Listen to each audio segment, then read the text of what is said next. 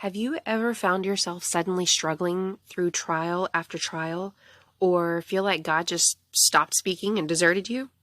Well, you may very well be in the middle of a wilderness season. Join me as I share my wilderness experience and what God may be trying to teach you through this season. I promise you, you won't want to miss it.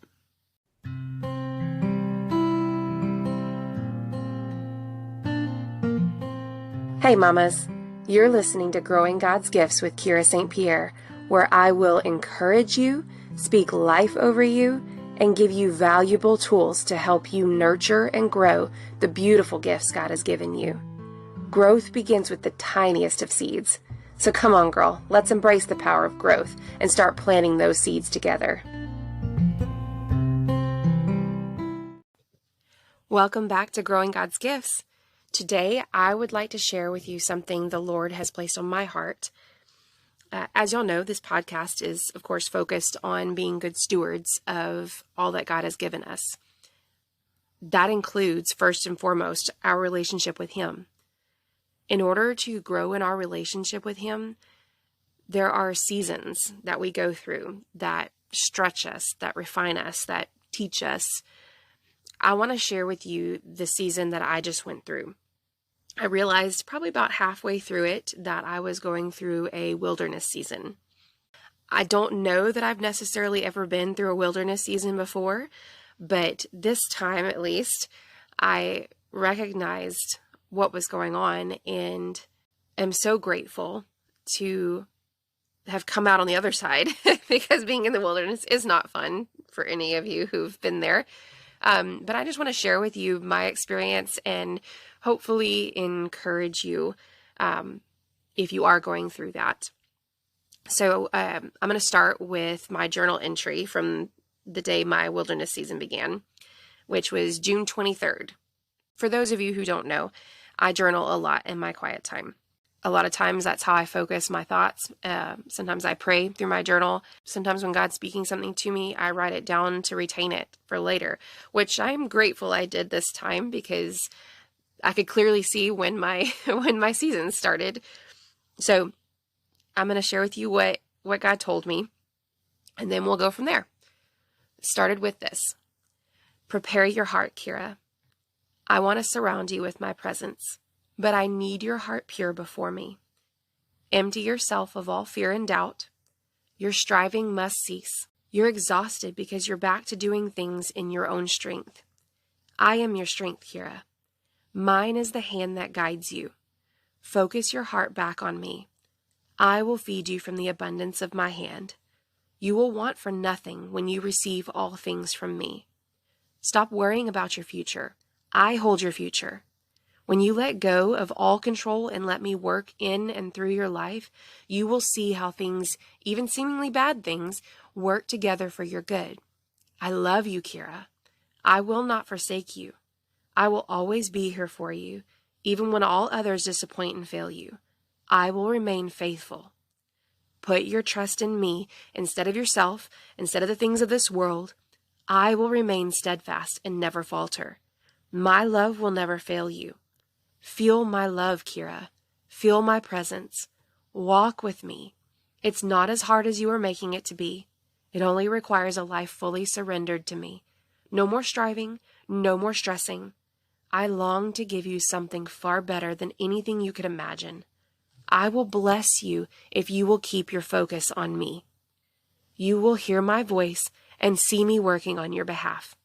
I will use you mightily for my purposes if you will remain sensitive to my voice and move with my guidance. I have so much in store for you. Don't lose heart when things get tough. Listen to my voice, no matter how loud or soft you hear it.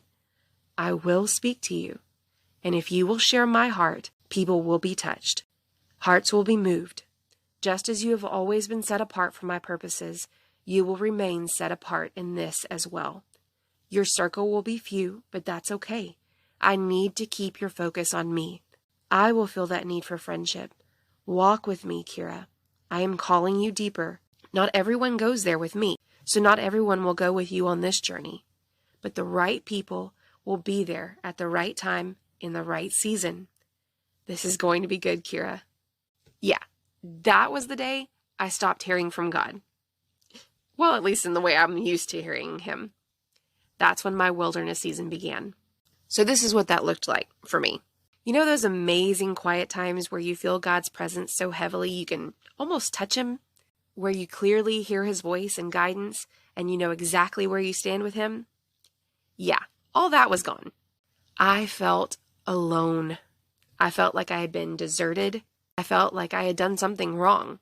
I began crying out to God in my journaling, begging for any sign of him, longing to feel him again, asking what I had done wrong so I could make things right and get back to him.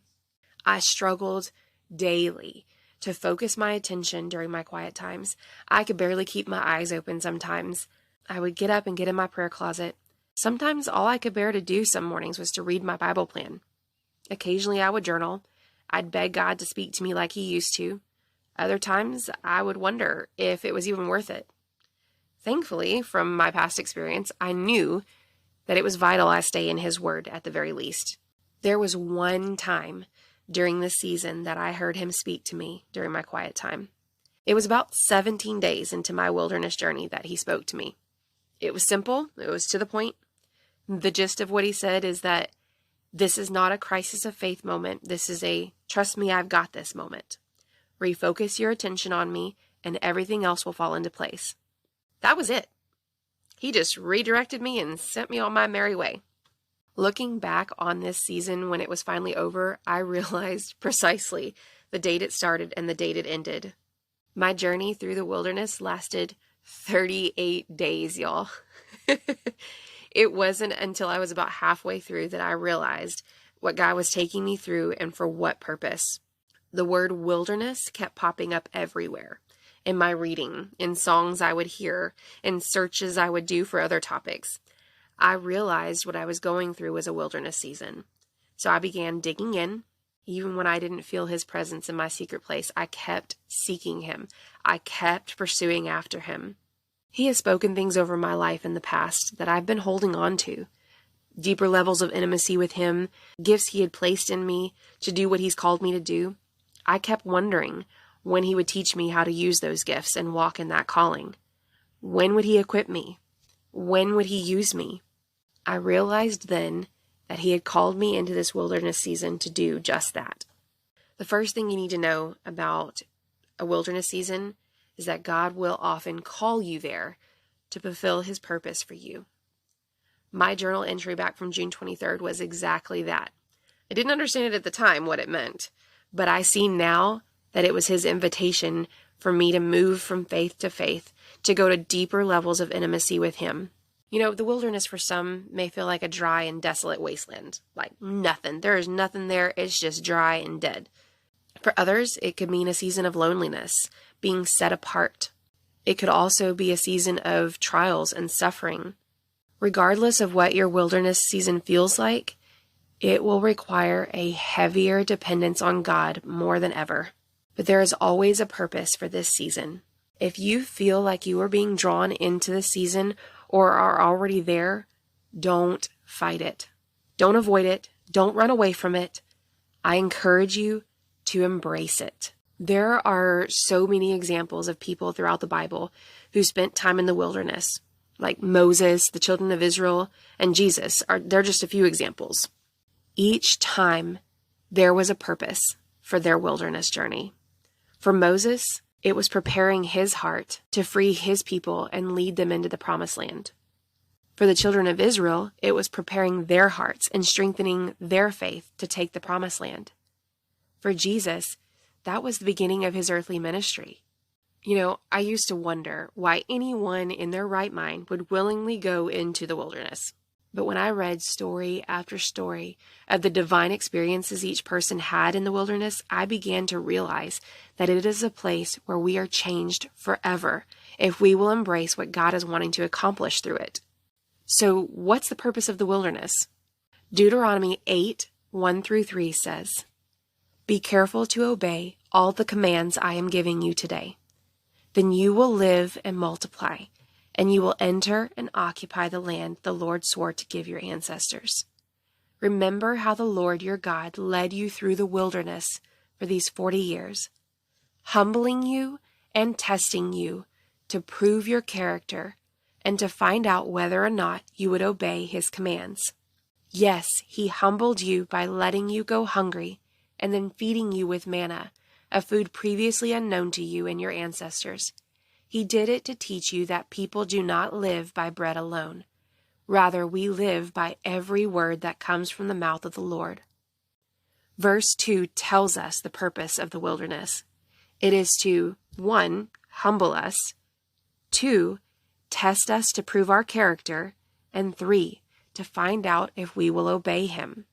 The children of Israel spent 40 years in the wilderness being humbled and tested because in their hearts, they were not ready to obey God in taking the promised land. God told them it was theirs. They only needed to go and take it in faith and obedience. But they were afraid. They were afraid of the giants they would have to face. They lacked the strength of faith and character and obedience that it would require. Time after time, God proved his faithfulness to them in the wilderness. He fed them when there was no food. He gave them water when they were thirsty. He provided all that they needed. And still they doubted that they could possess the promised land. So often we as Christians doubt what we know God has called us to do because we are afraid of the giants before us. Those giants are called fear, doubt, shame. They have to be defeated in order for us to walk in our purpose and calling. Sometimes we just have to get past ourselves. That's where the wilderness comes in. It is so good at emptying us of ourselves. It forces us to rely on the provision of God's hands, and it tests and refines what is truly in our hearts. 1 Peter 1:7 says, "These trials will show that your faith is genuine. It is being tested as fire tests and purifies gold, though your faith is far more precious than mere gold." So when your faith remains strong through many trials, it will bring you much praise and glory and honor on the day when Jesus Christ is revealed to the world. Okay, so we know the wilderness is meant to test us. But what does that accomplish? What does the promised land look like for us?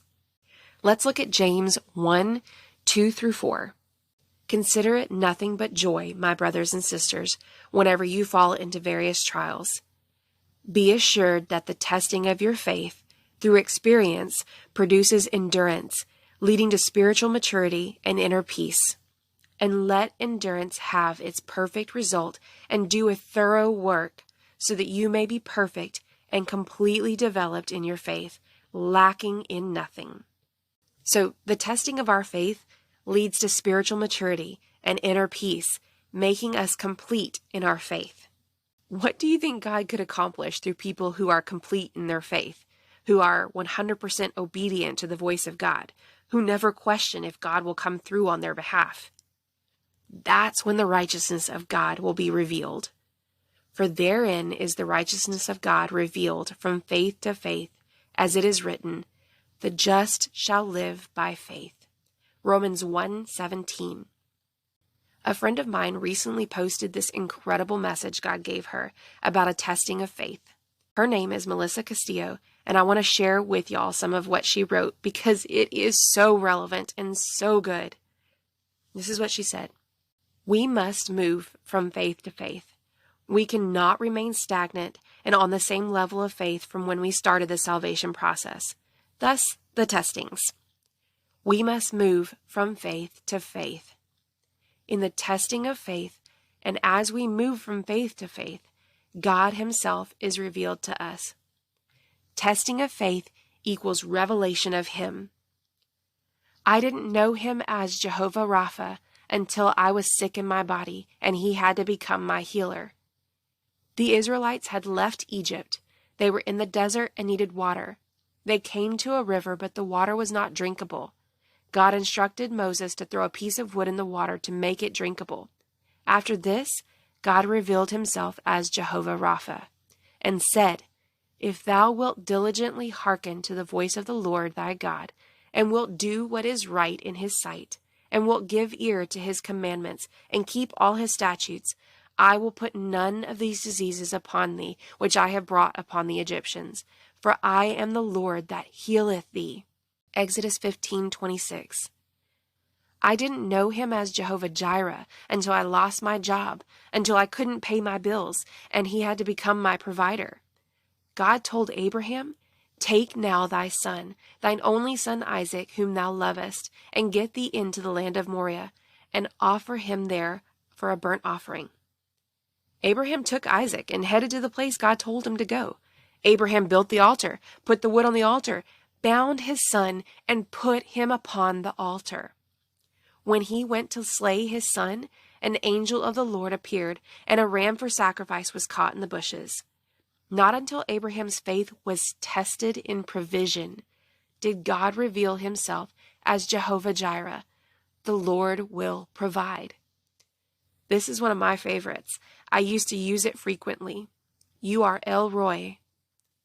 I'm sorry if I'm mispronouncing that. You are El Roi, the God who sees.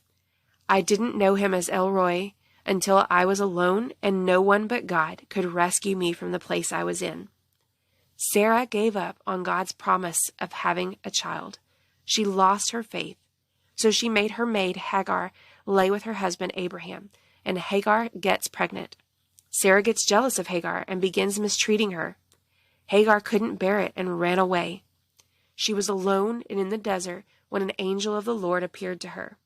The angel told Hagar that she would have a son and that her seed would be multiplied exceedingly. Then Hagar said, You are the God who sees me, El Roi, the God who sees. Not until Hagar was alone and being tested did the revelation come. Remember, in the testing of our faith, there comes revelation of him. Although we do not see it many times, it is for our own good, that we may be made perfect, lacking nothing, that we may come out as pure gold. We must know that we know that God's word is true. We must not waver. We must stand. And when you've done all you can, he just asks us to stand. Ephesians 6:13. Stand on his word. Stand on his promises. If all you can do is stand, that is all you have to do. Stand. Do you believe he knows the way that you take? It's not your place to figure out how he is going to do it. His way and thoughts are higher than ours. Isaiah 55:8-9. God calls us all to have faith, not just Sister Spiritual so-and-so. It's required of us all. Will he find faith when he comes? Do you still cling to every promise he has given you? Do you still believe after years and years that his word is still true? My God, forgive us. Forgive us for doubting. Forgive us for giving up. Forgive us for not believing your word. Forgive us for not having faith. We are picking up again our shield of faith. We will trust and believe in everything you have spoken to us. You have brought us through the whirlwind. You have brought us through deep waters. You have brought us through the fire. You have proven to us time after time that you are God. You are the I am. You reign. You are God. You sit on the throne. We trust you, Lord. Wow. If you want to hear what's on the heart of God, look this lady up. I have been blessed so many times by her obedience to share what God speaks to her. I'll include a link in the show notes if you'd like to follow her on Facebook. But this is the reason for the testing, y'all. God is looking for a people who are proven faithful. He is looking for people who will be obedient to his word. Those are the people he will use. Those are the people who will see his face. We know we can't keep going in our old approaches to our relationship with God, our marriages, our children, our finances. When this season started for me, I didn't want to dig in and seek God because I was afraid of what it would mean. That stretching, that refining, the new levels of trust and dependence on God, that was my wilderness. Wanting God to continue speaking to me, but being afraid to listen because it meant that I would need to change. But I was determined. I grappled with myself over this. I had to get my heart in the right place to get out of that season. That's what the wilderness was for the children of Israel, getting their hearts and attitudes right before God to enter into their promised land. It's the same for us. We have to get our hearts and minds in the right place before God to move into deeper levels of intimacy in our calling and our purpose. So it may not be a wilderness season in the sense that it's dry and nothingness. It could mean a season of battling our heart position, a time of repositioning our heart, our mindset, our perspective to grow and move from faith to faith, giving us the strength to face those giants before us. Melissa said something else in a previous post that really stuck with me. She said, in this season, be vigilant of your mindset. You cannot go into the promised land with a wilderness mindset. You cannot step into financial freedom with a poverty mindset. You cannot step into victory with a mindset of defeat. Gird up the loins of your mind. Don't miss the new thing because you fail to forget the former things. Isaiah 43:18-19 says, forget the former things. Do not dwell on the past. See, I am doing a new thing. Now it springs forth. Do you not perceive it? I am making a way in the wilderness and streams in the wasteland. I encourage you, if you're going through a wilderness season, embrace it. Stand firm on the word of God as Jesus did in the wilderness. Every temptation the devil threw at him, Jesus countered with the word of truth. God is wanting to do a new thing in his people. He wants to bring us into new levels of faith, new levels of intimacy with him, new levels of ministry. Do you feel it? Don't let this season pass you by without taking hold of all that God has for you in it. Shortly after my wilderness season ended, this song called Thank You by Maverick City came on. God is so good like this. He sends me songs, sends me words that remind me he's still there. The whole time through my wilderness season, even though he wasn't speaking to me the way that he normally does, he was still speaking to me. He was still there the whole time. And he was always sending me those little bitty reminders. I'm here, Kira. I see you. I know you. I'm here. So this is what my heart has been singing since that season ended. It says, I just want to thank you for your goodness. I just want to thank you for your loving kindness. I just want to thank you. I'm so, so grateful. I'm standing in the promise now. You've been so faithful on my journey. You've kept me through the desert and the wilderness. I'm in the promised land now. I'm standing in the promise, surrounded by your goodness. You have overwhelmed me. I'm standing in the promise, surrounded by your goodness, and you're just getting started. Hallelujah. I pray that you will have the same song in your heart when you reach your promised land. Be encouraged. If you're going through a wilderness season, it is going to be so good on the other side. Don't miss what God has for you in this season. Embrace it. Surrender yourself to God's will. Let him refine you. Let him teach you. Let him guide you through that season, because he will bring you deeper. You will go from faith to faith, and it will be worth it. I hope y'all have a wonderfully blessed day. I look forward to talking with you on the next episode.